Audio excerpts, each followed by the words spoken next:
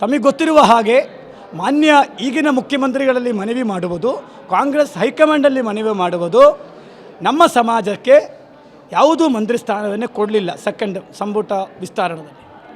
ನಾನು ಮನವಿ ಮಾಡುವುದು ಅಷ್ಟೇ ಅಲ್ಲ, ಇಡೀ ರಾಜ್ಯದ 20 ಜಿಲ್ಲೆಯಿಂದ ಬಂದಿರತಕ್ಕಂಥ ಮುಖಂಡರುಗಳು ಎಲ್ಲರೂ ಒಂದು ನಿರ್ಣಯ ತೆಗೆದುಕೊಂಡಿದ್ದಾರೆ. ಸನ್ಮಾನ್ಯ ಬೇಳೂರು ಗೋಪಾಲಕೃಷ್ಣ ಅವರನ್ನೇ ಈ ಬರತಕ್ಕಂಥ ಸಭೆಯಲ್ಲಿ ಸಚಿವ ಸಂಪುಟದಲ್ಲಿ ಸೇರಿಸಿ ಅವರನ್ನು ಮಂತ್ರಿ ಮಾಡಿ ಒಳ್ಳೆಯ ಒಂದು ಖಾತೆಯನ್ನು ಈಡಿಗ ಸಮುದಾಯಕ್ಕೆ ಕೊಡಬೇಕು ಅಂತಕ್ಕಂಥದ್ದು ಇದು ನನ್ನ ನಿರ್ಣಯ ಅಷ್ಟೇ ಅಲ್ಲ, ಇಡೀ ರಾಜ್ಯದ ಸಾಕಷ್ಟು ನಮ್ಮ ಸಮುದಾಯದ ನಾಯಕರುಗಳ ಜೊತೆ ಚರ್ಚೆ ಮಾಡಿ ಇವತ್ತಿನ ಸಭೆಯಲ್ಲೇ ಇದು ಮಂಡನೆ ಮಾಡಿ ಇವತ್ತು ನಾವು ಹೇಳಿದ್ದೀವಿ. ಇದರಲ್ಲಿ ಯಾವುದೂ ರೀತಿಯಲ್ಲಿ ನಮ್ಮ ಕಾಂಪ್ರಮೈಸ್ ಇಲ್ಲ. ಸನ್ಮಾನ್ಯ BK ಹರಿಪ್ರಸಾದ್ ಅವರನ್ನ OBC ಅಡಿಯಲ್ಲಿ ಅವರಿಗೆ KPCC ಅಧ್ಯಕ್ಷ ಸ್ಥಾನವನ್ನು ಕೊಟ್ಟಿದ್ದಾರೆ, ಸ್ವಾಗತವನ್ನು ಮಾಡುತ್ತೇನೆ. ಜೊತೆ ಹಿಂದಿನ BJP ಸರ್ಕಾರ ಇದ್ದಾಗ 2 ಮಂತ್ರಿ ಸ್ಥಾನವನ್ನು ಕೊಟ್ಟಿದ್ದರು. ಹಾಗೆ ಇದರಲ್ಲಿಯೂ ಕೂಡ ನಮಗೆ 2 ಮಂತ್ರಿ ಸ್ಥಾನ ಕೊಡಬೇಕು, ಆದರೆ ಇಲ್ಲಿವರೆಗೆ ಕೊಟ್ಟದ್ದು ಒಬ್ಬರಿಗೆ ಕೊಟ್ಟಿದ್ದಾರೆ. ಆದ್ದರಿಂದ ಸನ್ಮಾನ್ಯ ಬೇಳೂರು ಗೋಪಾಲಕೃಷ್ಣ ಅವರು ದಿವಂಗತ ಬಂಗಾರಪ್ಪನವರ ಗರಡಿಯಲ್ಲಿ ಬೆಳೆದವರು, ಬಂಗಾರಪ್ಪನವರ ಸುಪುತ್ರರಿದ್ದಾಗಲೂ ಕೂಡ ಅವರು ಕೂಡ ಹಾಗೆ ಮಗ ಇದ್ದಂಗೆ ಅವರ ಆವ ಭಾವಗಳೆಲ್ಲವನ್ನೆಯೂ ಕೂಡ ಸಿಕ್ಕಿರೋದು ಯಾರಿಗೆ? ಬೇಳೂರು ಗೋಪಾಲಕೃಷ್ಣ ಅವರಿಗೆ.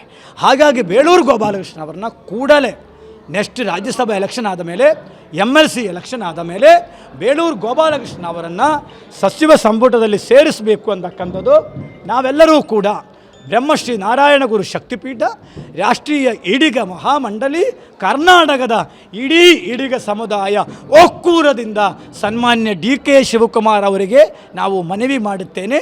ಅಷ್ಟೇ ಅಲ್ಲ, ಇವತ್ತಿನ ಸಭೆಯಲ್ಲಿ ಡೇಟನ್ನು ನಿಗದಿಪಡಿಸಿ ಬರತಕ್ಕಂಥ 4-5 ದಿನದ ಒಳಗಡೆ ಸಮುದಾಯದ ನಾಯಕರುಗಳ ಜೊತೆಯನ್ನೇ ಮುಖ್ಯಮಂತ್ರಿಯನ್ನು ಭೇಟಿ ಮಾಡಿ, ICC ಅಧ್ಯಕ್ಷರಿಗೂ ಸಂಬಂಧಪಟ್ಟವ್ರನ್ನ ಭೇಟಿ ಮಾಡಿ ಬೇಳೂರು ಗೋಪಾಲಕೃಷ್ಣ ಅವರನ್ನೇ ಮಂತ್ರಿ ಮಾಡಬೇಕು ಅಂತಕ್ಕಂಥದ್ದಲ್ಲಿ ನಾವು ಒತ್ತಾಯವನ್ನು ಮಾಡುತ್ತೇವೆ.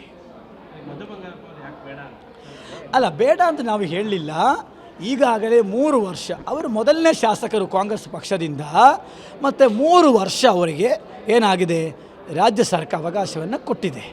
ಆದರೆ ಈ 3 ವರ್ಷದಲ್ಲಿ ಸಮುದಾಯದ ಪರವಾಗಿ ಮಧು ಬಂಗಾರಪ್ಪನವರ ಧ್ವನಿ ಯಾವ ಮಟ್ಟದಲ್ಲಿ ಇದ್ದರು ಅಂತಕ್ಕಂಥದ್ದು ನಾವೆಲ್ಲರೂ ಗಮನಿಸಬೇಕಾಗತ್ತೆ. ಒಂದು ವೇಳೆ ಒಂದು ಸಣ್ಣ ಧ್ವನಿಯಾಗಿ ಎತ್ತಿದರೆ ಒಂದು 5 ಲಕ್ಷ ರೂಪಾಯಿ ಇದರಲ್ಲಿ ಆದರೂ ಕೊಡಿಸ್ಬೋದಿತ್ತಲ್ಲ, ಅದು ಸಾಧ್ಯವಾಗಲಿಲ್ಲ.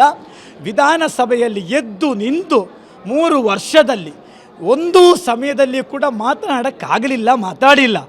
ಸಾಕಷ್ಟು ಒತ್ತಡ ಇರ್ಬೋದು, ನಮ್ಗೆ ಗೊತ್ತಿಲ್ಲ.